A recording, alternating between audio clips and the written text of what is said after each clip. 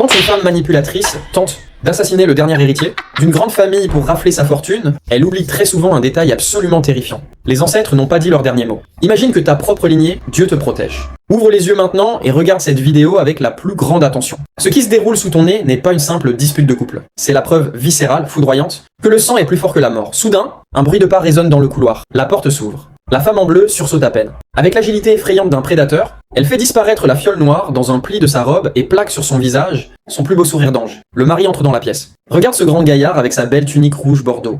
Il vient de passer sa journée à s'épuiser au travail pour offrir cette belle vie, ce confort absolu à la femme qu'il chérit plus que tout au monde. Quand il la voit, ses traits se détendent. Il l'aime d'un amour inconditionnel, pur et tragiquement aveugle. S'il pouvait lire une fraction de seconde dans l'esprit corrompu de sa fiancée, son sang gèlerait dans ses veines. L'air dans le salon devient soudainement lourd. La femme en bleu lui sourit avec une douceur qui donne des frissons. Elle pointe le verre de jus d'orange de la main. « Tiens mon amour, rafraîchis-toi, tu en as bien besoin. » Il tend sa grande main et saisit le verre mortel. Dans son coin, l'esprit de l'ancêtre en blanc vibre d'une terreur absolue. Le verre monte lentement. L'homme approche la boisson glacée de sa bouche. Et paf! L'esprit en blanc vient de percuter brutalement le poignet de l'homme. Le choc est totalement invisible dans notre réalité. Il s'arrête net, la bouche à moitié ouverte. Son visage exprime une confusion presque comique. Il fronce les sourcils et regarde sa propre main avec des yeux ronds comme des soucoupes. Qu'est-ce qui vient de lui arriver ? Mais c'est là que notre cerveau humain est fascinant. Face à un phénomène surnaturel, on cherche toujours une excuse logique. L'homme se persuade instantanément qu'il vient d'avoir un simple spasme musculaire. Une petite crampe liée à l'épuisement. La femme en bleu, elle, s'est figée comme une statue de glace. Son sourire faux vient de s'affaisser. Une pointe de panique traverse son regard de manipulatrice. Pourquoi s'arrête-t-il ? Pourquoi ne boit-il pas ce satané jus ? Si jamais il décide d'inspecter le verre, c'est la prison à perpétuité pour elle. Il la regarde, sourit nerveusement pour cacher sa maladresse et se prépare à boire une seconde fois. L'ancêtre comprend alors une vérité glaçante. Un simple avertissement ne suffira pas. Cet homme est trop têtu. La scène bascule alors dans une dimension épique. Ce n'est plus un simple dîner, c'est un véritable bras de fer. Un combat de boxe à main nue entre le monde des vivants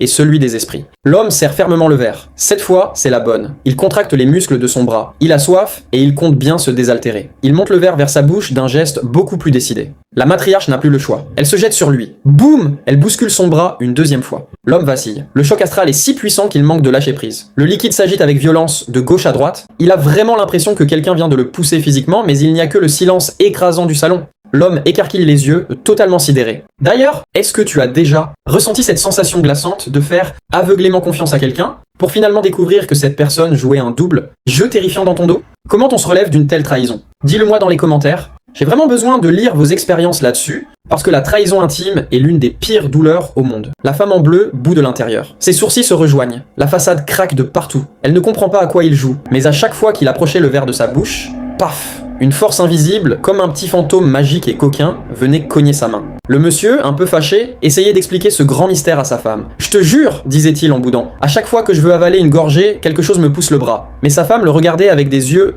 tout ronds et ne le croyait pas du tout. Elle pensait simplement qu'il faisait des blagues. Alors, pour lui prouver qu'il disait la vérité, le monsieur a eu une idée. Comme il avait très confiance en sa chérie, il lui a donné le verre. « Tiens, essaie de me faire boire, toi-même, » lui a-t-il demandé. Elle l'a doucement approché des lèvres de son mari. Et là, surprise, boum, l'esprit invisible a frappé le verre d'un coup sec. Splash, le jus d'orange a éclaboussé partout et a coulé par terre. Mais par un tour de magie incroyable, le verre, lui, est resté bien sagement accroché dans la main de la femme. Elle est restée la bouche grande ouverte, complètement choquée et épatée. Mais qu'est-ce qui se passe ici ? S'est-elle exclamée. Le monsieur l'a regardée en la grondant un petit peu. Tu vois, je te l'avais bien dit, c'est ce que je t'explique depuis le début, une force m'empêche de boire. Mais comme le monsieur faisait vraiment confiance à sa femme, ils ont voulu essayer une toute dernière fois. Hop, on approche le verre, et paf, l'esprit a encore frappé. Le jus a encore volé en l'air, plouf sur le sol, mais le verre n'est jamais tombé. C'était le plus fou des mystères. Piqué dans son orgueil de mâle devant sa femme, devient sérieusement frustré. L'épouse douce et aimante vient d'être désintégrée. Son visage est devenu un masque de haine absolue. La furie totale transperce ses traits. Son plan de meurtre machiavélique vient d'être réduit à néant par une succession de gestes qu'elle juge comme de la maladresse stupide. Toi qui regardes cette vidéo,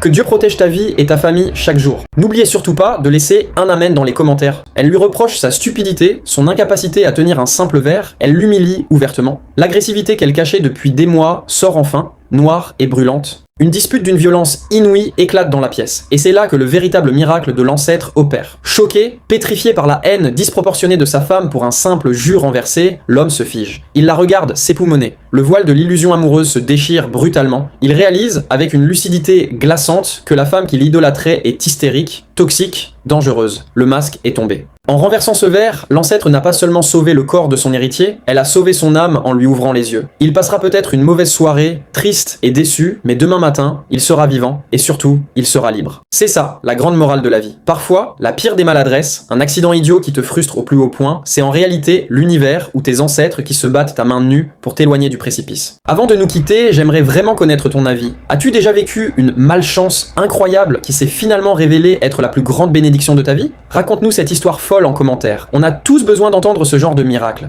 Mais attention, l'histoire est très loin d'être terminée. L'homme est maintenant réveillé, oui, mais il est toujours enfermé dans cet appartement avec une meurtrière qui bouillonne de rage. Et l'esprit de l'ancêtre a brisé les lois de l'univers pour le sauver, s'exposant à un châtiment terrible. Que va faire l'épouse cette nuit pendant qu'il dormira? Le cauchemar ne fait que commencer. Si tu veux absolument savoir comment l'homme va survivre aux prochaines heures et découvrir la suite de ce thriller psychologique incroyable, abonne-toi tout de suite à la chaîne. La seconde partie de cette histoire arrive très vite, et je te jure que tu n'es pas prêt pour la suite. À tout de suite,